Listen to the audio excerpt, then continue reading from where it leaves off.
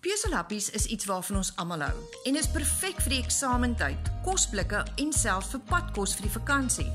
Onthou, tuisgemaak is altyd die beste, want peselhappies moet ook vullend, voedsaam en gebalanseerd wees. Het jy al energieballetjies met havermout, neute, appel en grondpuntjiebotter gemaak? Kom ek wys vir jou hoe maklik dit is.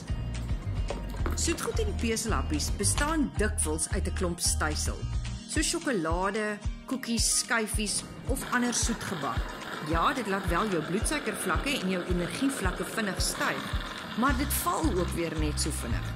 Dit is wanneer 'n mens begin bewerig voel, selfs slaperig en ook die heeltyd honger is. Alles behalwe ideaal.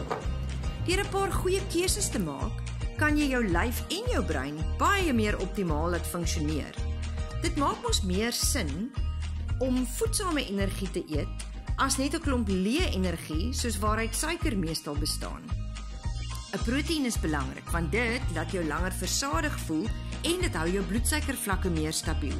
Selfs net 'n handjievol neute saam met 'n vrug is al 'n goeie keuse. Deur interessante kleure, teksture en smake te kombineer, kan jy al 'n groot verskil maak met peselhappies en selfs kinders aanmoedig om liewer daaraan te pesel.